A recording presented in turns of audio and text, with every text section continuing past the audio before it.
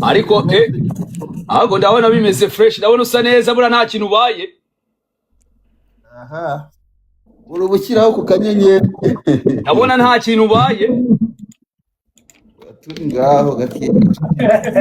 Hariyo Polo ndimo ndashaka ya Polo ya shadi. ariko Dekati urashinyagura umuntu nta kintu abaye yarahunze igihugu.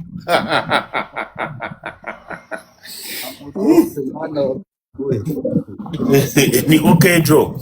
So guys, ngo nzamura wumve rap agasaba koko nk'uyu mumira busa uvuga ngo bamuzamure ngo bumve rap koko mwana wabona turi uyu mwanya ari umwanya wo kujya kumva ibyo bintu kweli. Uyu mwanya turi mu mwanya wo kuri puwa, tugiye gushyira ukuri hanze, tugiye kubaha icyo bita ubwino. We ngo bakuzamura uzutange rap kweli. Abantu nibazi no gusoma ibihe turimo ra. Ubu uyu mwana arabona ko ari cyo gihe cyo kuza kuvuga ngo za rap. Niko Kejo. Ubwo arabona icyo gihe cyo kuza kuvuga ibyo bintu ngo bya za rap hano. Arabura kuvuga abantu bakibye. Asante sana komanda. Wabonye abahungu banjye, abo nibo bahungu ngewe mbabona bamfite ku mutima. Umuhungu aricaye aravuga ati ariko umusaza ntabwo ugomba kuvuga gutyo gusa utarimo urafata akantu kameze neza cyane. Ubu ngubu rero ngiye gutangira kandi guys wabonye Stina wawe.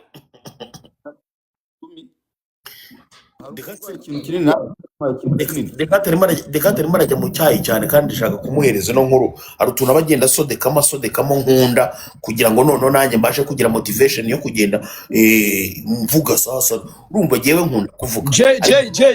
Yo. Ariko umuntu umva mubwire ndimo ngiye gutumira abantu mbavane TikTok. Urumva wampango ariko ngiye gushyira abantu banuze none mbavane nako Instagram mbaza none nibwo tugiye gutangira byanyabyo. Ntabwo dutangiye tudafite likes ni buri 100. Urashaka 100 bingahe ngo dutangire dutwika ibintu byose? Ko nibwo turashaka likes 100. Okay, twaje likes 100 abantu bose ngiye kwita mbaza dufite niburi minimum naba 200 hanga niba tagira mu bimbaza. Urakoze cyane. Kejo uri tayari? Yego. Umva kaso umuntu witwa Anita uramuzi ni umugore wa Nuzenya wa Norbert ari kubyitiranya akavuga ibyo kwa Norbert akabihuza n'ibyo muri Ngufu Jini akabeshyira boss Ngufu Jini none agafata umugore wa Anita wa Norbert akaba ari wavuga ngo nuwo wa Nuzenya bakazungu sinzi wumvisha ibiganiro bye ari gupaca ngo ba Knowless ngo the burning inzoga yamamaza ngo niki ngo sinzi uze kumikujya ibyo nkubwira ndakubwira ngo uwo nawe ngo ni Kazungu nawe sinzi ukuntu ameze rwose. Urumva yibereye hanze ibintu bavuga yibereye hanze yagiye mu gikombe cy'isi ibyo boro biba yibereye mu gikombe cy'isi ariko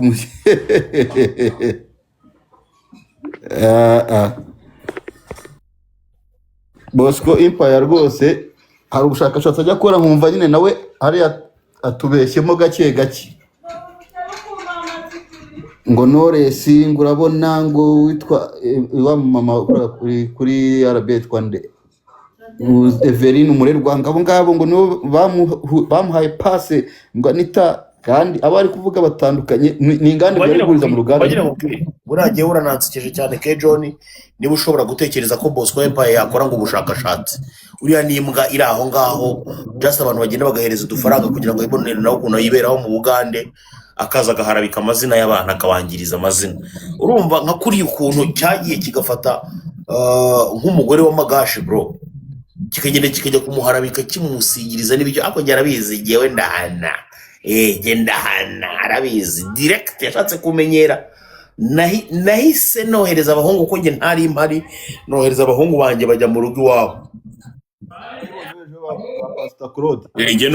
Nge nuko nkora nakemera ngatanga n'ibyanjye byose ariko nkaguhana nihanukiriye. Kuva uwo munsi se wongeye kumwumva sa nk'umbwira ngo yi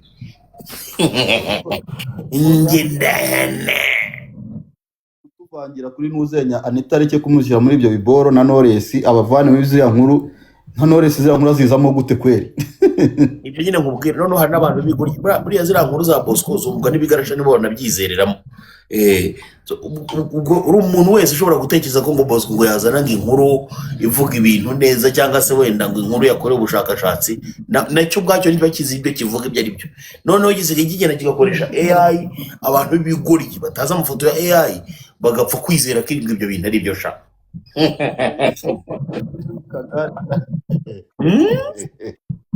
Uze kureba ifoto yashyizeho ya Fande James ari mu kagare bamupfutse. nawe tekereza kweri ni ukuvuga ngo kananjye mbwira abantu bo kuri Instagram nikambwira abantu bo kuri Instagram baza ngiye kujya na live kuri Instagram kugira ngo mbabwire baza kuri TikTok Ariko niba nabikore banakandaho ibintu bifatika rwose mwagwa kuri 50. njye nintangira kuvuga birizana ibyo ngibyo biri bwikore ni vuba vuba so guys ngiye gutumbagira na live kuri TikTok urumva ngiye gutumbagira na live kuri TikTok guys abantu banjye bo kuri Instagram ndagira ngo mbamenyeshe ko ubu none tuvugana mfite abantu 200 kuri Instagram ubu tuvugana so dore turi live kuri TikTok ni ibintu byose byimukiye ubu ngubu tuvugana ndi kumwe n'umuvandimwe bamwita K John Owakabi nkaba ndi kumwe n'umusaza The Cat Babalao no kuvuga ngo ibintu bigiye kuba bombastic niba utaramfollowinga kuri TikTok niba utaraza kuri TikTok umenya ko ugiye gucikwa ndashaka kuza kubabwira inkuru y'ukuntu Shadibu bamusweye amasaha n'igisundi bari bagiye kukirobora kugeza ubwo umwana w'umukobwa avuga ati noneho mana nyagasane ebane ibi bintu ntago nkomeza kubyihererana reka njye kubivuga so guys ngewe kuri Instagram ndabasezeye muze kuri TikTok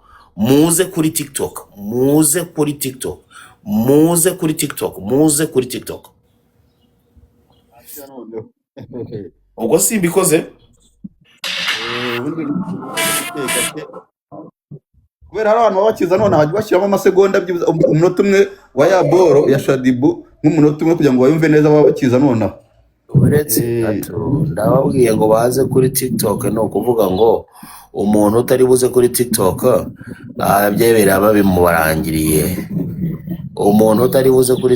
ibyo biraba bimurangiriye baze kuri TikTok uretse uraje barebe bakunda inkuru abanyarwanda bakunda inkuru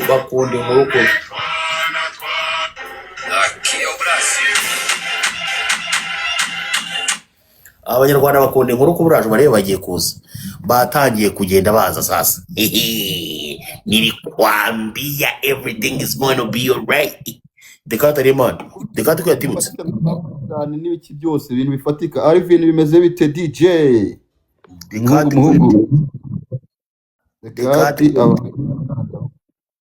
Dekati ko yatibutse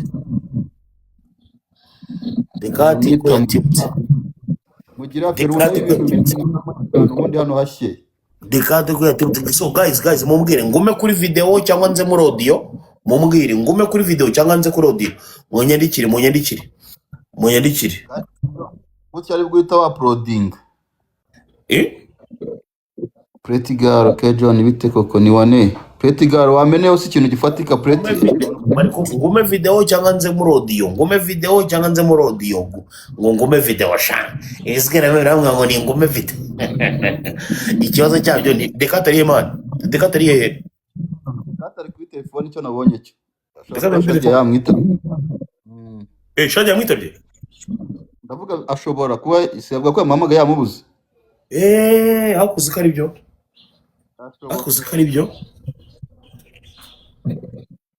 mu gisagasta okay shares ziracyari nkeya tap ziracyari nkeya guys kubera ko tugiye gukora video ya danger mu mbabarire mu tapping mu buryo bushimishije mu tapping bya nyabyo icyo nicyo ngiye basaba gusa mu tapping mu buryo bushoboka Babaraho ni batagatse ko nabimubonyemo muri Kazenderi wamubonye yagarutse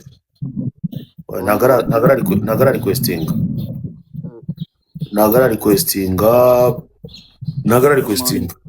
Gisenyi. aha bamwita pretty girl ahise avuga ati umusaza K John ngo take up niba ari take up nakubwiye ngo ibintu bigiye kubera hano biteye ubwoba wallahi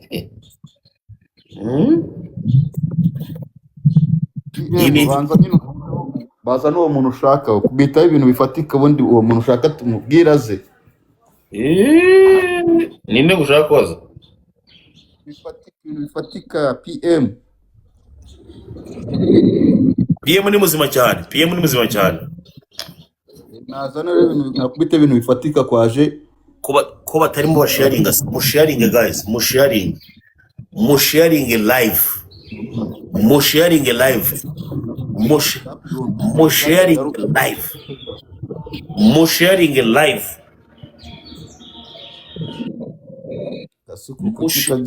musharinge icyitwa live musharinge ikintu bita live reka yagiye kuzana abantu kuri TikTok cyane no kuri Instagram umukecuru amashwari bazitandukanyije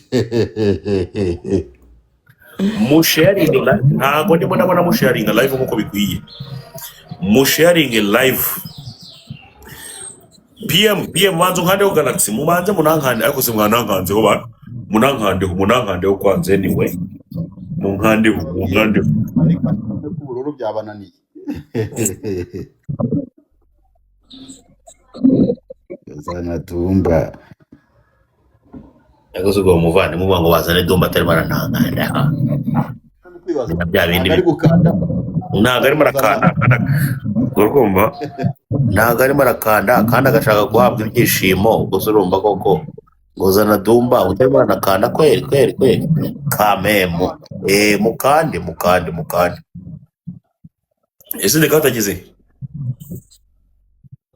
uracyari kuri IG nawe wamenye kanze nongere mbwira abantu kuri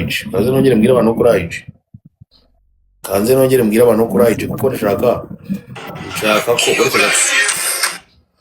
nshaka kubazana bose hano hagiye kubera icyo bita uretse gato kwa updatinga kuri IG amajwi ya mukecuru uretse gato yes bantu banjye nakomeje kugenda mbabwira ni uyu munsi nagatangaza gusa everything is going to be everything is going to be fire nababwiye ngo mugende mu following kuri TikTok yanjye ubu turi live rwose mu kanya tugiye kuba turimo turaripuwa inkuru yabaye kuwitwa Mbabazi Shadia cyangwa se alias Shadibu ngira ngo mwabyumvise yuko Shadibu yaskwewe bikomeye cyane ndetse bari bamusindishije bamuhawe inzoga bita Kiwingu nababwiye ngo mujye kuri TikTok yanjye niho inkuru yose irimo iratambuka ubu tuvugana ni live sindi buyikorera hano kuri Instagram ndayikorera kuri TikTok muze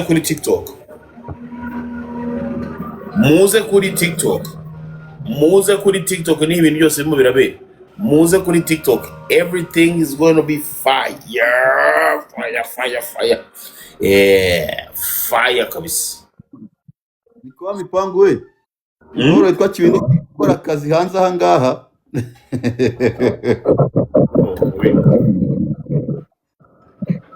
Kiwingu birabaga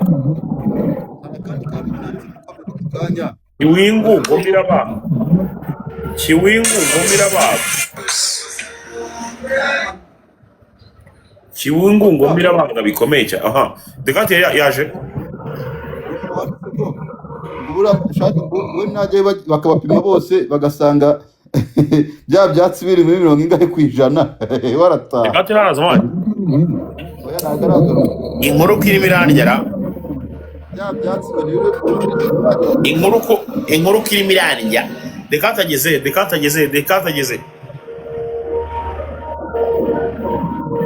niko Kejo nikatageze he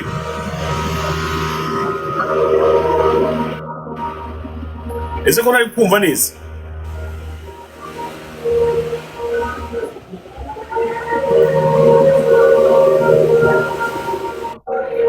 ariko soso nk'iyo uvuga ngo phone igiye kuzimana ngo ntangire nkaho wenda wanankanzeho buriya hari nk'umuntu utagakwiye no kuza gutera abantu iseseme hano ameze nk'utegeka rwose nushaka ugende niba uzi ko utankanzeho nta n'impamvu yo kuntera iseseme mbwira ngo tangire inkuru ngo phone igiye kunzimana abantu banjye muri aha ngaha munyikandireho rati abantu banjye muri aha ngaha munyikandireho aya mazi cyagiye nazanye amazi ari kutagenda atuzaniye bigakega abantu banjye muri aha ngaha munyikandireho rata abantu banjye muri aha ngaha munyikandireho abantu banjye muri aha ngaha munyikandireho abantu aha dekati yaje dekati yaje dekati yaje dekati yaje ako utwo tuntu two turaboshaho namwe mwohereza basi Isimbi Gogo, thank you very much. Isimbi Gogo numwe mu bakirekazi nzi batuye muri Leta Zunze Ubumwe za Amerika. ubwo ningira ngo menera mukamenera kwa mipango So guys, ako kantu kari muri screen ariko nako mugakubise byaba byiza cyane kurushaho. Isimbi Gogo, thank you very much. Ako kantu kari muri screen muramutse mugakubise mukagakandaho byaba byiza cyane kurushaho, ubundi tugatangira sasa za nkuru zacu mu buryo Degatano yavuyeho. Ako kantu kari muri screen ako kantu kari muri screen mugakandaho guys, Degatano avuyeho. ntabwo kizazamuka No, yari yazamutse man. Yagarutse namubonye yagarutse. yagarutse hari umucyo wa nivo ngo uri kugura yo murabonye mva man nakumva none meze biti all right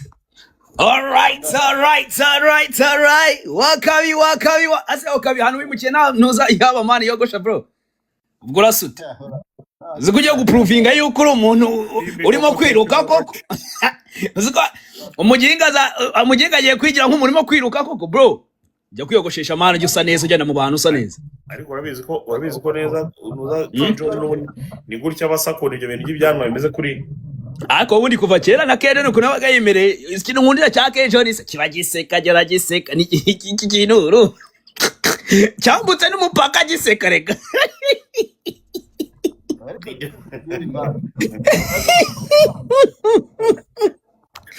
cyambutse umupaka giseka cyo cyumba ibintu byose biri funny ibintu byose nagari funny Kejo Dekati we yo kagutere story rero ibyabaye rero kuri Kejo abizi akirimo arakurikiranwa batari basoma urubanza muri ya minsi Kejo ni unagize gutya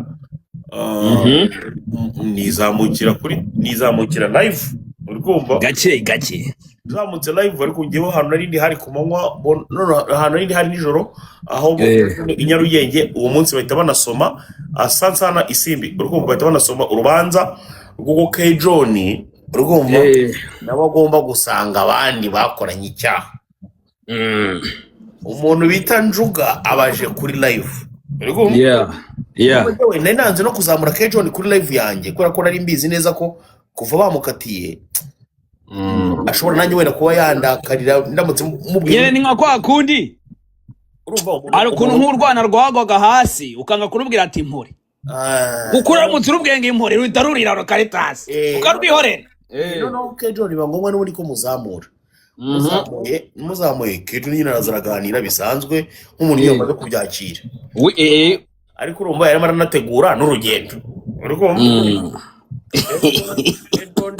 wita Njuga ukuntu Njuga yashyomotse agwa kuri topic avugisha Kejo niho gato uzi ibintu Kejo yamukoreye ntabwo ndabona Kejo yarakaye kuko jya uragiseka n'ubundi cyarasekaga n'umuntu cyamaze atari ko mw'abantu mwe twaduta abantu 400 atari ko mu kajwi gato atari ko mw'abantu mwe mumbabarire rwose mbabwira akantu kamwe. Mfite umuvandimwe nawe araha bamwita Njuga. Ibyo yankoreye narashimye, yampfunyikije ndamushimira cyane rwose kuba ngiye kugororwa kuwa gatanu nzagendayo. Kuwa gatanu nzagendayo dore namaze gukatirwa aho yanjyanye ni hazima.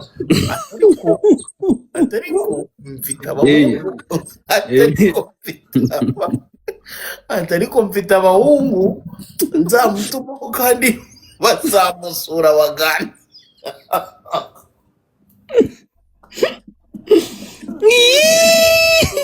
wakabi Unavuga ngo afite abahungu kandi bamaze kumukatira 3 si 3 katiye kejo. namuhaye agaga mumere veni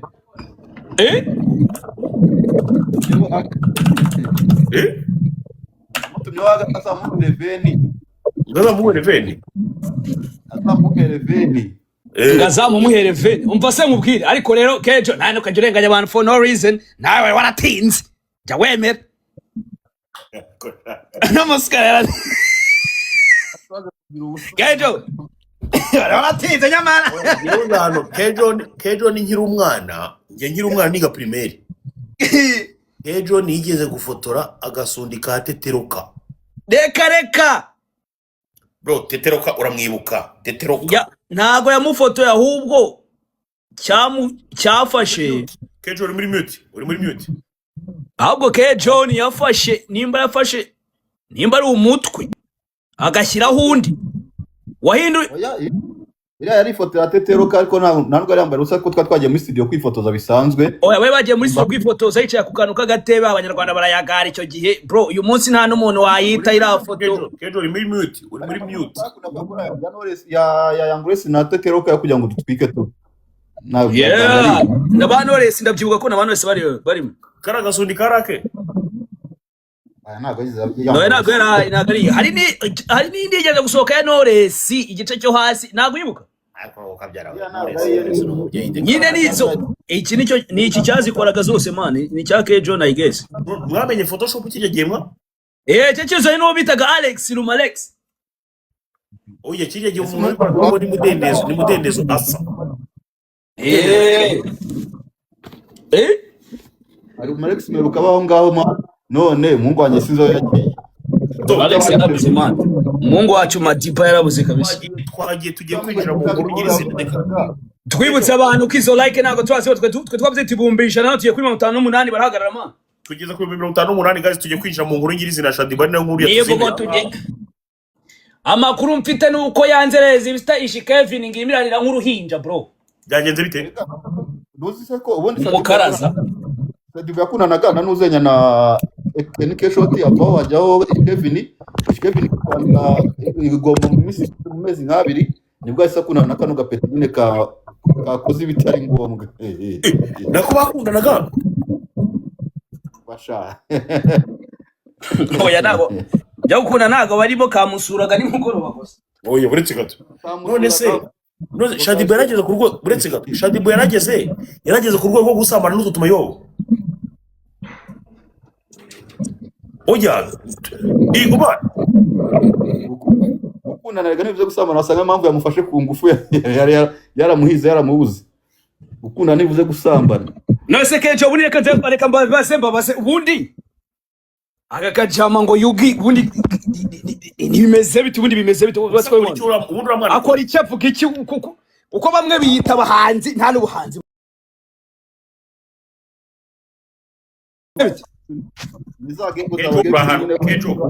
Kejo urahano turimo turakumva neza pe. Ese ko nge reka tumukoresha ije twumve gutyo ni sawa. Ubwo nuko nanacumitse charger. Reka ufite umutangabuhamya muzima se utari Mossad? So amakuru Mossad yari afite yahere mu gitondo ajyanga aze kuzaho. Araza kuzaho? Ntumushatse Mossad yaza. Ikibazo account ye wamuhamagara kuri telefone byaba byiza kurushaho kugira ngo zana account ye hano. Namuhamagara kabisa Mossad. Ibyo byaba byiza. Mossad muhamagare. umuhamagara kuri telefone reka Kejo na Manda tubwire uko icyo uriya muhungu yakoraga. Aimable Iradukunda yakoraga iki? uriya muhungu ikintu yakoraga yirirwanaga nyine na ba Shadibu na ba Kevin. Ubushize bagiye Goma, amakuru yuko bagiye Goma bahamagaye Shadibu, noneho abakire bari bamutumije bari bukabari n'iki agiye kubona bazanye genge yiwe irimo ba Kevin, irimo ako kana, irimo n'abandi nkabangahe bagiye nka batanu. Abakire bagati okay nta kibazo n'ibicare hariya, baricara barasangira, ariko babakire barakodesha Shadibu icyumba kiwe, babona azanye ubwo peti bundi bwose, kandi icyo gihe twari yagikundana na Kevin mu minsi ishize nyine. Nibwo hajemo gushwana nabo bakire n'ibiki. Ako tujye tuvugesha ukuri, barinda abana gukubita nimba bagukubita cyangwa wakwiba ibintu, urumva, cyangwa ngo bakora harya cya gicucu cyaririmbye ibiki ngo bakora ngo ngarataka bakoraho cya kintu bakita bandi wo kwa Banzovu. Urumva barinda babikora, ubundi ujya gukundana nka Kevin. Duhere kuri Kevin ingegera bro, bakagira bakiyunga ngo kamukubitiye ibintu bya Dabani Goma bro, ariko banza inshi ngo kakubise Shadi ibintu bya Dabani, nabwo ngaruko ngo kamubuzeho ngo amasegonda ngahe, ngo kagira ngo umukecuru agiye gushaka ibirayi byihuse, agarutse kajyaho karakubita Kevin nyine kamukubitira igoma Shadibu. Ariko Kejo rimwe na rimwe tujye dushyira mu gaciro. Ibaze gukubitwa na Kevin nyine ubundi ni gute ino myaka nk'iyi ngiyi itagukurikirana. Tujye dushyira mu gaciro Kejo. Shadibu twumvanye wagendanye na ba Diamond bakamuswera neza cyane mu mahoteli akomeye. Shadibu wasweye na ba Bana Boy. Ntabwo wibuka igihe Shadi wacu yajyaga posting ifoto. Shadibu waskowe n'abantu bakomeye. Davido yajyaga posting ifoto, Davido akahita agira gute, akahita akomanta gutya munsi muri comment agashyiraho imitima. Arimo arakubitwa imigeri kamukandagiye ngo mu gatuza ahantu bita mu bireresha hano Goma man. Ariko none dekato kona kabya. Oya wese ni kamuri yaba cyuzi ibintu ngo kamukoreye. Mariko jumba barara wumve bro. Nyine Kejo sometimes uko umuntu ari witesha agaciro bro. Nyine sometimes umuntu witesha agaciro bro. Abantu umurema arabeshya bro.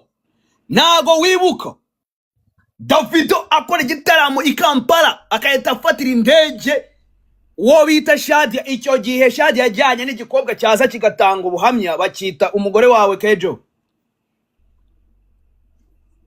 Wao ndi wa Rusake sha. Abasikara barongoye umugore wa Rusake mpaka ndakasiki. Asina. Asina niwe bajyanye yihuse Kampala bro. Asina nawe mfite amakuru. Asina nawe mfite amakuru ye ngo yukuntu yigeze gutera umutezi umukinyo wa Rayon Sport bitaga Sarpong. Umutezi wese umuvana mu Rwanda ntabwo azagaruka. Yamukubise umutezi ngo Sarpongo urumva ngakajya agenda aricya bro. Sarpongo gari mu bijya kwera. Abantu benshi ntabwo babizi. Jay nurangize iyo story. Ukuntu Sarpongo yagendaga, tugomba kuvuga uburyo UK John ari we wasenye urugo rwa Riderman, kandi bakajya babeshya ngo ninde ngo ni Izo, kandi ntago ari Izo, ni uyu nguyu yaramushutse. Ni nawe mubwiye ati ngo uramuswa mureke ngo ndagushyira mu muziki ndakuzamura. Iki nicyo cyamuzengurukana za Top Chief cyaje niho bararaga mu kabari yaba uri kumwe n'iki giki. Wewe waratinze reka sananze reka ngiye kunga muri ryawe. Umuntu bita Kejo yari yaratinze gufungwa pe. Kejo waratinze sha Riderman wenyine kubera ko bari Kejo ni umukobwa wese wabayeho icyamamare mu Rwanda. Kejo yari Noresi ntawe ataswe oya uza Kejo wigira gutyo baya Grace bose nyamwe amazi mu kigande Kejo ntago tumu turakumva ntago turi kukumva. Ibaze gute tutari kunyumva nyine sinzi ukuntu bavuga sinkumva Kejo. Ariko nawe wakoze amabara ateye ubwoba reka n'ubundi ushobora waratinze kuba ugiye pe. Abere ntacyo bataziba. Gusa ikiza cya Kejo ntukizi deka. Kejo ni ebana agoma nyine gutyo yiceceke n'abantu bamukunda. sha wabani nta drama ibintu byarubanga nyinshi Kejon aba yiturije nibura ni n'umuntu unyurwa nta muntu umukire n'umwe asansana komanda nta n'umukire n'umwe nari numva yitutombera kuri Kejon ngo gukina guki iyo amafaranga yawe aragukorera yiririye agatoki akantu k'akanoza nimugoroba kari kuri snap rwose nta nubwo ntagajya arya yihisha arabibereka ibyo arari ariko witwa akavuga tungundari agatoki akantu k'akanuza ntacyo bitwaye mbayeho neza akikomereza urumva uwitwa Kejon nawe ngaswera amasaha 6 fakuba yinywereye Heineken ngaragenda ngakakubita ngizo bita ngo kagongo ngo akajya yiberamo gutya muri kagongo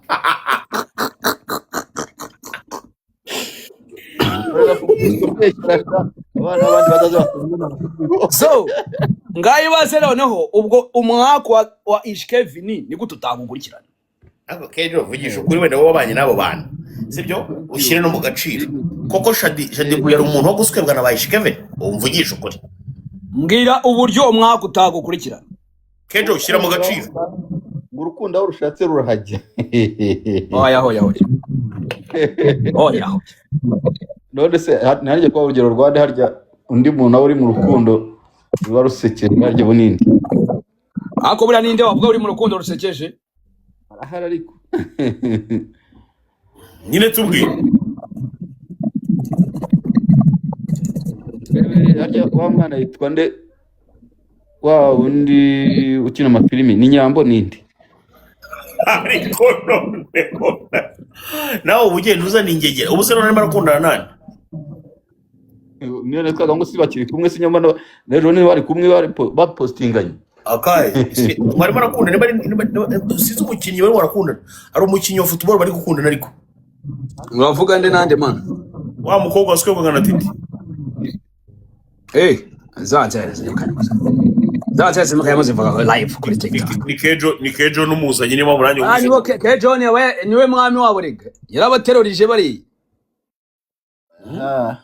Kejo ni ubashyira ku murongo none se ugira ngo Kejon uzi ibintu yajyaga gukorera ntuza akiza DJ ntuza DJ kaka DJ gatoya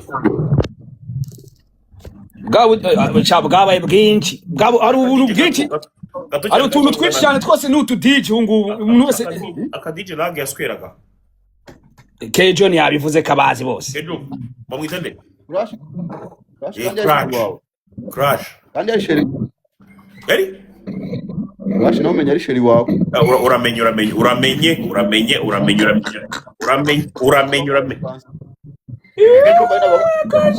ahantu kuvugira ntabwo turi gukumva nduko ahantu kuvugira ntabwo turi gukumva uravuga njyewe cyangwa Kejon Crash nawe umenya ari sheri wawe Tike kibazo mani kuri phone yawe kitarimo kumvikana neza ndikuiterekamo hano kugira ngo wifata nka shiduka ubwo sound itari kuvuga okay uyirekeye gutyo byari fresh Kejo anga dekati we yo Kejo yahunganye umwana w'umukobwa w'abandi w'umudije wamujyanye hehe bivuge wamugana neji ninde mwajyanye Kejo bivuge ati nihe mwajyanye Kejo yahunganye umukobwa bita ngo DJ Sweet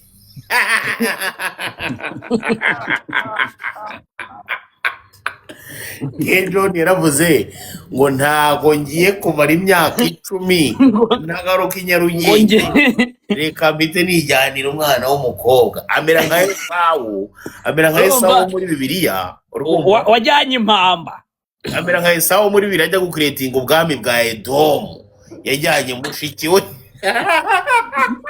nk'impamba igikarita cyaravuze ati singiye kuburiramo byose ati gifata impamba ngo cyajyanye agakobwa ariko Kejo ubona ko ibibazo ibyaha ugenda byongera gake ngo witwa DJ Sweet aba yibereye muri buriya bwanwa bw'uwakatiwe ukuvuga ngo ubu ikosa rito Kejo yakorera imbaraga uzi ko umva nkubwire ndebye Kejo ni gutyo turi live ibi bintu meze nk'umwana uri muri shop ya Candy ati kuko ndimo ndabona ibintu nabonaga muri film kera nabonaga umuntu wacitse gereza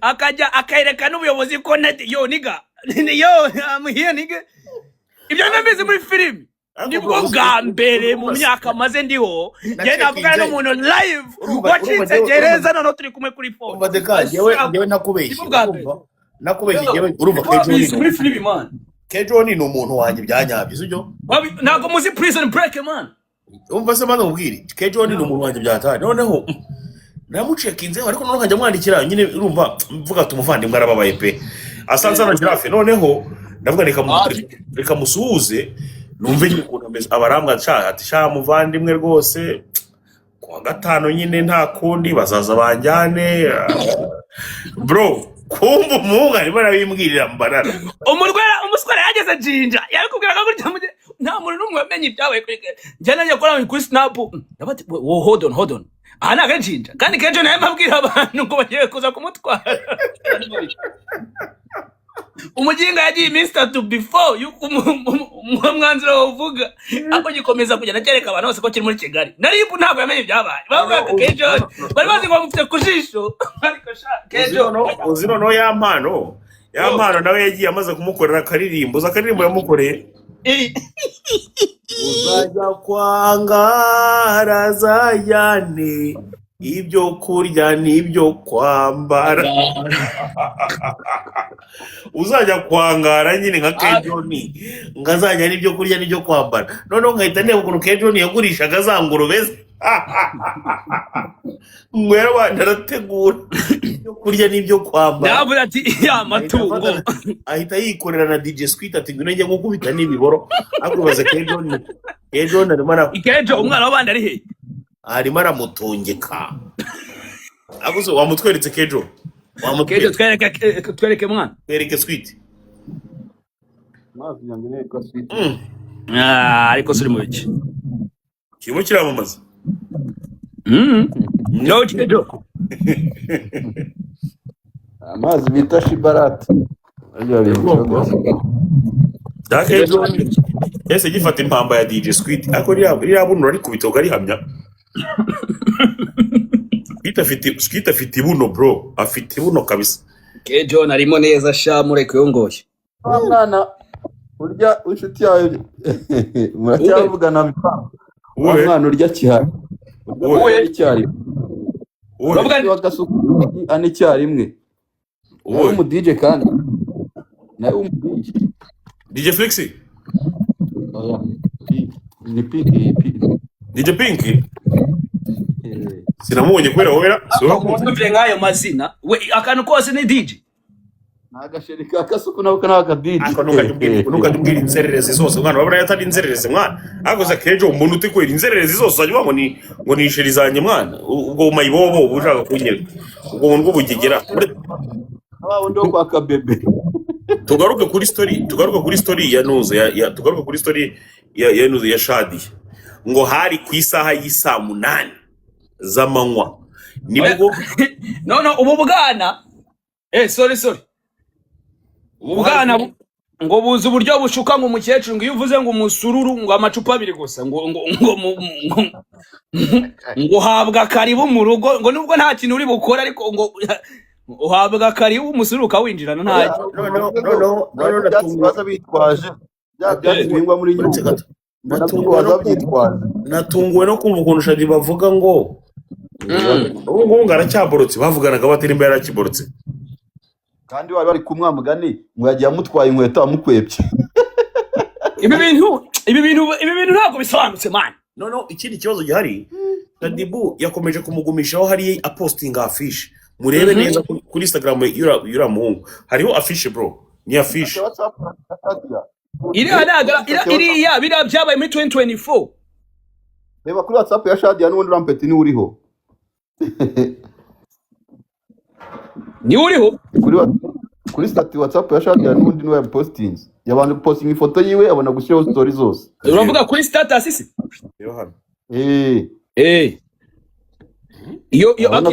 iyo polo niyo muri 2024 ingo irebe iri kuri page ya kira gipete nibaze niba guhera 2024 bari baziranye ikibungo ariko babayemo kuregana none se umunsi yakaze ngubaze cyaje twigeze kumva urumva akajama kigeze kuza kavuga ngo kari mu rukundo na Shadia kagahanzi kandi nakaye bakita yewe kariya ko karamwambuye kambuye yewe kambuye Shadibu 1500 bari bavuganye karamwambuye. Ibaze ko kuva kare ubu narinzi kari yewe mani kakajama kigeze kuza n'igihuha nyaguswera uzabaze kujama kuri yewe nyaguswera Shadibu uyu nguyu se akora iki mu buzima busanzwe ngo ni umuhanzi rero ababuze bakora bose basigara abasari n'aba-DJ n'abanyamakuru. none se umukobwa yarinde ko nakubona ari nk'akagore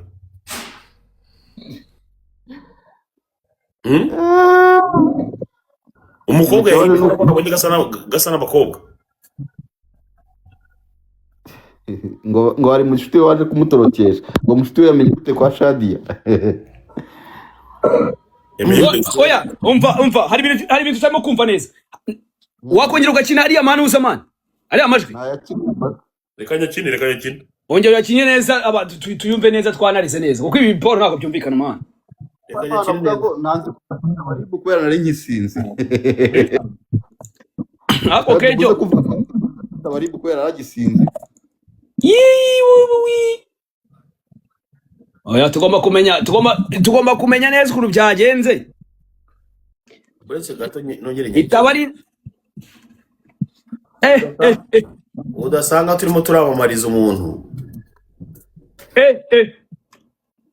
ariko sha aka ngako oya ntago kabari kwamamaza kuko urumva Shadia ntago yakora ibi bintu nk'ibi ngibi ngari murashaka gatwiko kuko nimba hari umuvuno mubi yabakoze mateka bro wakwivugira ariko ngo bakufashe kungufa akara agatwiko narwo aburinjiza gusa sinzana nakubara inzego uwo muntu wawe se wamukunda bingana iki washyizemo inzego wazanye gufata ushyiramo inzego mani no urimo yiyaturira ibintu byo gufata kungufa Shadia wamubeshyera ibindi ariko ntago yaba stupid bingana gutyo mani uretse gato ni playing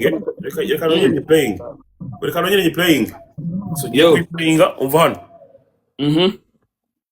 uretse gato umuntu uri kujya kwa muganga ujya kwipimisha ariko icyo nicyo nuko nagukorera ihohoterwa bitewe n'uko wabyumvise bagusindishije yaramushite wanjye kuva kera ariko bitewe n'ukuntu muri iki gihe nanaranze abantu byose kugira ngo mwirinde bitewe n'igikomere nari mfite nta bintu byinshi nashakaga ariko bitewe n'ukuntu process zagendaga ukagarika matches ngende mabarira abantu niko yisanze iwanjye aracyana blotswe pe turanywa nyine byose ariko urumva ngo nibwo nyine yagiye atanga chance ngo ku bantu noneho ngo umuhungu ngo ahita yisanga ngo mu rugo ngo ahita yisanga mu rugo ra noneho buretse wumve dukomeze nyumva nisanga n'abawuse bo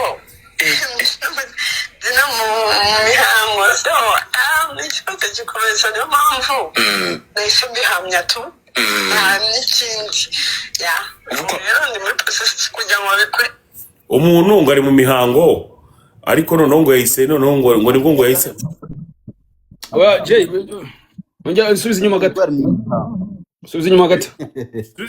uretse gato wumve reka subiza inyuma gato uri kujya kwa muganga ujya kwipimisha ariko icyo nicyo nuko nagukorera ihohoterwa bitewe n'uko wabyumvise bagusindishije yaramushite wanjye kuva kera ariko bitewe n'ukuntu muri iki gihe nanaranze abantu byose kugira ngo mwirinde bitewe n'igikomere nari mfite nta bintu byinshi nashakaga ariko bitewe n'ukuntu process zagendaga ukagarika matches ngende mabarira abantu niko yisanze iwanjye aracyana blotswe pe turanywa nyine byose ariko nyumva nisanga n'abawuse bo dina mu mihango so n'ikibazo gikomeza niyo mpamvu hano mu mihango wumvise ukuntu yavuze aseka abasore murarya wumvise ukuntu yavuze aseka ndabyumva twabyo anabivuza bisimbuka nk'umuntu utashaka kubivuga neza abicurika bicuragurika umva se komeza imbwa zirarya kweli komeza bihamya tu n'ikindi rero ndi muri process kugira ngo babikurikirane biri official that's what I'm feeling. Ni inshuti yanjye nta kuntu narusha umuntu wanjye haya outside just like that. Kuko mbizi neza ko ari byo. Yeah. None se kwa muganga urateganya gutangira process aka kanya cyangwa kandi ari bwo ndi kujyayo? Ni buri kujyayo. Okay. Hanyuma se we yahise agenda. So Shadibu yasijya kwa muganga atarajya kurega. Kubera ngo yaragisinze. Nikavuze. Komeza nyuma gato kumva ngo yabanje kwa muganga urukumva deka yabanje kwa muganga ngo yabanje kwa muganga kuko yaragisinze urumva ako birashoboka byose birashoboka ko uri uramutse uketswe ko uwafashwe ku ngufu birashoboka ko ushobora kubanza kwa muganga ibyo bimenyetso bakabifatwe tukomereza nagira ngo umuntu arabanza karega kugira ngo tuzibandaga nyuma ahubwo birashoboka ko wabanza kwa muganga ibyo bimenyetso bakabisigarana wowe ugakomeza kwa polisi kuri sange haba ariho ribu niwe wakugombye anyway kuri sange haba ariho ribu ofete n'itegeko yuko abaganga barabatoje yuko igihe umukobwa urumva cyangwa se igitsina gore cyane cyane mu gihe azataka urumva hari ahantu urumva ntago umuvura gusa ugomba no kumubaza background kugira ngo establishing nimba atari urumva hatabaye icyaha kugira ngo umwana bameze gutyo niyo mpamvu abaganga nabo baba baratojwe kujya gukora iperereza umwana Nindi nibaza umuntu uri mu kibada n'uwasambanyijwe babisuzuma gute umuntu uri mu kibada urumva ko yari ariko bro umva mubwizo niba koko Shadibu ari mu mihango uyu mukobwa akamucumita abantu nta mitima bakigira ndagasa ati umuntu uri muhango niwe sambagirwa yagira gute none se umva ngubwire kejo umuntu wese yasambanywa man kuko umuntu hari abatipe bafata ihene umuntu ufata ihene ntabwo yatinya gufata umukobwa uri mu mihango alright urabona ngo ubudirede ko bukunda gukoreka no hepfiriye ubwo urashaka kuzanamo ba Kevin ba Bushari abantu bose b'amadirede niba ushatse kuvuga ngo yuko bakorera inyuma wamwumvishe je Bushari yarabyogoshe ubwo urashaka kuzanamo ba Bushari bande bose Bushari yarabyogoshe Bushari yarabyogoshe na urashaka kuvuga amabanga ya ba Bushari shanga ibyo bakora inyuma hoya ibikorera iryo kosa bro giye mamisingira mu bwoba ndagasa niba umuntu ashobora kugenda ugaswera umugore n'umuhango sibyo n'igisebe wakirya bro Shadia ibyabaye kuri Shadia byo birashoboka cyane rwose ko nta wabihakanye ndetse umuntu wabihakana ni umuntu wavuga ko ibyo bintu bitabaho nta n'ubwenge yabaye sibyo uko umuntu abantu bashaka gusambanya ihene bashaka kujya gutya ibyo nabyo byabikora man ntago ari ibintu byatanje urumva kejo niba ari mu urwaye ntiyakwanduza undi niba ari mu urwaye muri we of course akaba ari nayo mpamvu ahubwo Shadia wacu yagomba kwita ajya kwa muganga byihuse hano umukobwa wibuze ngo kibada nta birenze ngo tukinyuramo kibadashe mba mukayitazi ariko mana yanjye aho izi ni ibiki mana turimo turarira urazana ibintu bibabaje Shadia wacu yafashwe ku ngufu turashaka justice nta kindi kintu dushaka keje wowe urashaka iki amutera inda ya gatatu noneho yo ku ngufu iyo ngiyo ntabwo ijya yemerwa rubiswe iyo ngiyo yemewe gukurwamo inda ariko niko inda nk'iyo ngiyo yemewe gukurwamo kaba yinywereye amasaha menshi yibagiwe amasaha yo kujya kubikuramo n'ubundi akaba yinywereye yisindiye ese biriya ni karande ni ibibazo byo mu muryango bimeze bite ko wamugana ahora yasinze ese guys dushaka kuvuga ku kibazo cy'umuntu mugenzi wacu yagize tukareka kuza turimo turanasesengura ariko se guys mutari muranadukanda guys turimo turabahereza ibyishimo uwo bita Tony ngo ni depression iriya se depression y'ikisi ugira n'ujya mu ngegera hari umuntu uvuze ngo nimba bombi bari basinze ngo yarangiza ngo akamumansurira ngo ntago tipe yari kwihangana. Ni nko kuvuga ngo dushaka kuba motivatinga, najya kora nkabona urumva twese turi tipsy, twese turi muri mood, kandi ntibyabura.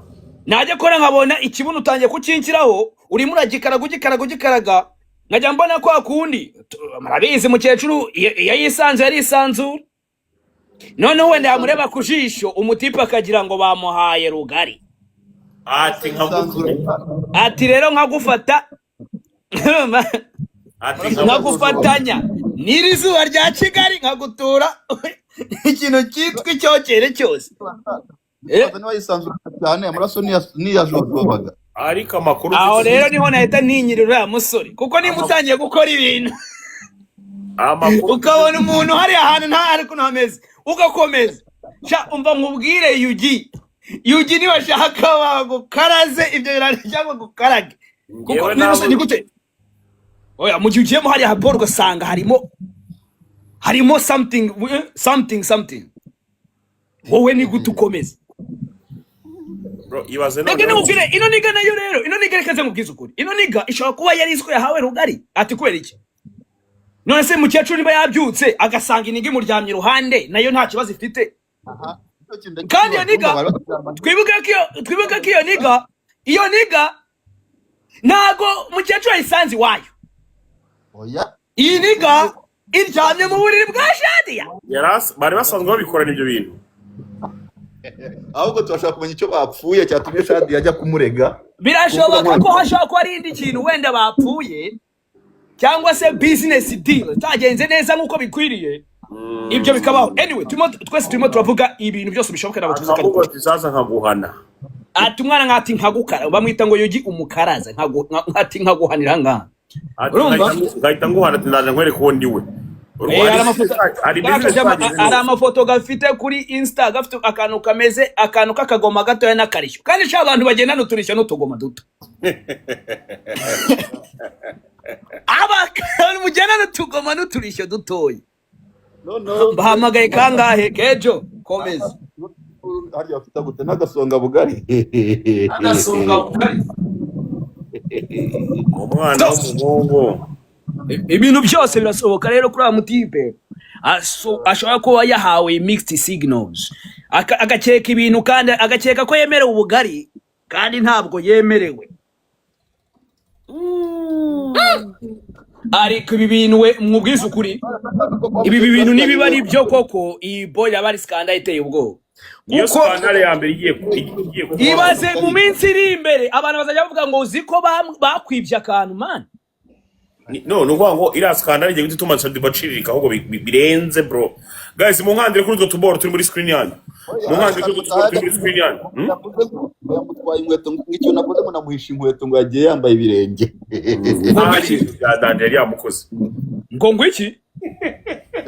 Ntabwo umunsi kumajana ngo yamuhisha inkweto ngo mutije. Ibyo bintu se yabivuze. Yabivuze. Namwe nimo gakabye. Kwa muganga no kuribu. Rero byutse mushuti we daza asanga mutwe yamucicishije. Yamenya ate ko haje mushuti we. Kandi umva yari yasinziriye.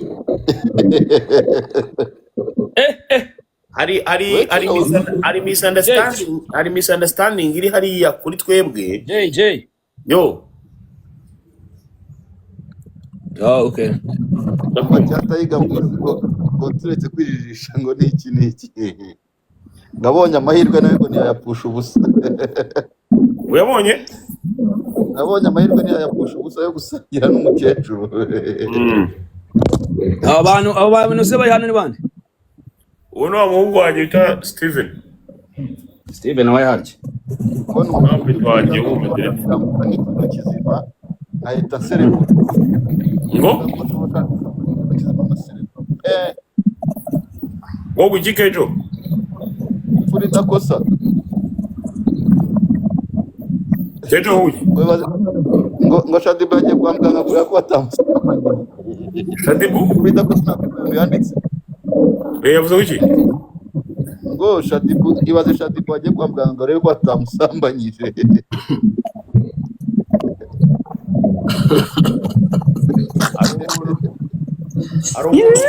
Umuntu wanyohereje ntuza agiye kujya kwa muganga kureba. ngo nimusuzumire ko nta cyabaye. Uyu muntu mushya afite mu ikaze. none se hari ikintu kimwe umuntu anyandikiye hano gitumye ntekereza cyane, sibyo? Shadibu kugira ngo abo bana bamuzanira inzoga bavuganye bate kandi aborotse? umva nkubwire se ibyo ni ibintu bishoboka cyane kuko umuntu ushaka kumuboroka kuri nimero imwe akaguhamagaza indi, urumva? ushaka kuba yaranamuborotse atarabe yamuborotse nyine ngo nkuko Shadi yavugaga ntabwo yashakaga kuba yavugana n'abantu bitewe na situation harimo depression nk'urugero, akavuga ati ngo abaginga bose yarabakatiye, urumva? So nkuko yabivuze yavuze ati uriya yaramwaprochinze karakanika gashaka kumuhamagara Shadia kakumva ya nimero isanzwe ntagiriyo kakamuhamagaza indi, noneho nkuko yabivuze we yagahaye karibo mu rugo nko kuvuga ati okay abantu bose narabakatiye reka uyu nguyu umuhe chance aze tuvibinge nari, niko yavuze. Yabivuze. So ibyo birashoboka ko Shadia rero yaharu nyine welcome ura mukoboye mu rugo, urumva? So birashoboka cyane rwose ko umuntu waborose ushaka kuza kisanga iwami, ahubwo akavuga ati n'ibintu birenze, akaba yabivuze ati nibirenze nukwera ko ibi bintu bimbayeho ku muntu nahaye chance yuko yaza kunsura mu rugo. Akavuga ati rero ibintu birarenze, ati njye abantu ntabwo nkibizera, ati niga nizeho gatoya isi nyibyo ikoze iki inyibyo umupuri insinzi ho insindishije fo Reka cyabaje Shadia nta n'ukindi. Ufite Shadia cyamubabaje n'iki ngiki, so kuvuga ko n'ubundi wasanga birajyana bari kuva kera, izi niga yarazicumitaga kuva kera zicano cyangwa niyo atazicumita ibyo n'uburenganzira bwe. Ahubwo icyamubabaje akavuga ati iyi nzererezi abantu bose narabarakariye kubera ko abantu bangire nabi ntabwo mbakunda ufite muri ibi bibazo nanone. No irandika ikaza kumubeshya amacupa abiri ya Jameson ikamubwira ati nyamanukane, Shadia akavuga ati wa mugani reka kaniga reka nkahereze chance reka ati we mujye kuvuga ngo naga Jameson reka ati niyese ariko suko urabona nkura mukowe yagura Jameson ayikuye he mwana mwagiye mushyira mu gaciro mwana. Oyo none utambwira ko yasize amacupa abiri ari munsi ya Jameson ya Kiwingu bro. Oya mwemuretse urashaka kuvuga ko yazize amacupa abiri ari munsi ya Jameson? Yego ariko si ibiniki ibi ni kimwoka byaramo reka ase J yo importante kubyica man. Oya abona abahungu banje umva umva bo turabivaho umva se yo iyo umuntu amaze kugera kuri ya level y'abashadibu ubutangiye kugenda unywa ibyo ubonye byose, hari ibintu wenda ntamuvugaho ko yakogiye mwubaha, sibyo? Shadia turamubaha twese arabizi, akaba ari n'umubyeyi, urumva? Akaba ari n'umubyeyi, ariko hari andi makuru ugenda akuye ku ruhande. Niyo mpamvu ngo nawe ngo yari yarazinutswe abantu. Bimbwire neza se man bro, buriya ngo hari ikindi gihe ngo yigeze gukubitwa ishene ikomeye. Ishene ibyishe ahita avuga ati ngenzi nutwa abantu. Oya abantu Shadia nkubwiza ukuri bro, Shadia numwe ngenda nabivuga ko Shadia hari ibintu byinshi tutajyaga twumvikana, urumva tutajyaga tunumvikana rimwe na rimwe muri ibi bintu, ariko Shadia kimwe cyo kwemeza cyo Shadia ni definition y'umwana mwiza wabayeho, noneho ahubwo kubera ko ari umwana mwiza abantu bo bamufata avantage kuri we, urumva? And then they play too much in izina rye. Shadia tugiye gutekereza nubwo tushaka kugaruka akakanya tukagifuseka tukabategwa Shadia ngo uri mukukuru yagize gutya yazize nta kibazo, ako Shadia yazize ko she's too real kuturusha twese, abo turi babi kuba Shadia turi babi kuri Shadia man. Shadia she's too real uburyo Kejon ahantu uri ntago tuba turakumva neza wowe ukabyara. abantu bajya bati numva mubwiza ukuri tureke ibintu by'iki n'ibiki Shadia nago Shadia umutima we ntago yagakwiye kuba aba mu bantu nkatwe babi bro. She's too real bro, too real, too good bro. Numwana mwiza kuri level itabaho. Urumva niyo mpamvu inzerezi nk'izi ngizi ziza zikamusuzugura ukabona imbwa nk'iyi bro. Can you imagine kumva imbwa nk'inginga je mu maguru Shadia? No way. None se Deka sibyo Deka tuwe umuntu witwa Keza twita ibintu ikibazo ni kimwe urumva Shadia nawe umuntu amugira inama ati ntago level yawe wakagombye kubugendana n'izo nzererezi ariko ntabyumve icyo mukundira noneho we ahita kwibwira ati yisekera ati cyo birekejewe zabisotinga ati byanjye ndabizi niga ariko Shadia no man none uzi ikijya cya Shadia iyo yakwishimira gushyigikira reba ukuntu yafashe irambwa ngo nishi Kevin akajya nayo mu Bugesera yewe ariko se wowe uri muravuga ko izi mbwa zose ziza imivuga ngesigaye twara imodoka aragenda yishyigikira izi mbwa zose ziza mu buzima bwa Shadibu ino mbwa iraterura umukecuru wanjye mujyana igoma mu birerera honda izi mbwa zose zifite icyo zigenda kuri Shadibu zifite icyo zimukurikiyeho reka ngohereze nk'urugero rufatika sibyo aba bakobwa bacu nabo ubwabo ntago bajya bamenya agaciro bafite ati gute imbwa zose zishaka kumenyekana mu bintu bimwe cyangwa se ibindi ziyuzinga bano bakobwa nuko wenda nshobora kuba nabivuga hano hantu umuvandimwe yanamubwiza ukuri ibyo uvuga ni ukuri Shadia yahita mfata nabi hari umuvandimwe urimo gutama ariko yahita mfata nabi ndamutse mbivuze reka mbyihorere uri kumva ariko arimo aratama iki yagutayemo yagukanzeho ati pick up umva se je irangize komeza uri kumva bano bakobwa bayuzingwa muri ubwo buryo n'izimbwa bro zikaba yuzinga gutyo so ibaze n'umuntu bita Shafi nta muntu ari kuzamumenya ngira ngo urabizi Shafi nyine uriye wo muri Amerika ariko Shadia yifashe imbwa itazwi nta muntu n'umwe yizi agatuza icyubahiro na reputation ibyo abishyira ku murongo arayizamura bro imbwa arayizamura byonyine no kwitwa icyo gihe Shadia zina yarafite icyo gihe no kwitwa ngo ino mbwa ngo ngizanye na Shadia urumva izo mbwa nta nimwe ishobora kuzanga ngo nibura nginavuga ngakeneye ubutabera baramureba akamureba ubuse ntago ari njyewe abantu basavuga ngo n'umwanzi we ndimo kurira mparaguza ndimo gusaba ubutabera si twebwe bavuga ngo nitwe banzi n'ibiki muri no mihanda si twe turimo gusaba ubutabera kuri mukecuru zambwa yashyigikiye ziri hehe wamurizo ngo nishi Kevin uri hehe n'izindi mbwa zaje zimunyura mu ngo ari n'izindi ngo zikiza umva buretse nk'iyo bro twavuga ari imbwa n'imisiga nyinshi cyane hari nabo tutavuze biyizi barahanga bacecetse urumva ngo urumva uzibamva bacecetse ngo ntago biteranya n'abantu mwabicucu ko Shadibu yaberetse urukundo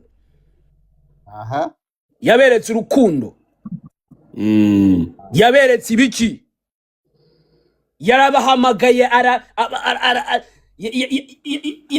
urumva yarabatumiye iwe mu rugo baragenda baramumenyera none bageze ahantu babonye ko ari vulnerable wenda ngo ko yikundira icupa amukaritaza akavuga ati reka manukane Jameson ebyiri baranda vayo mbisojeje nta Jameson mane ni umuswera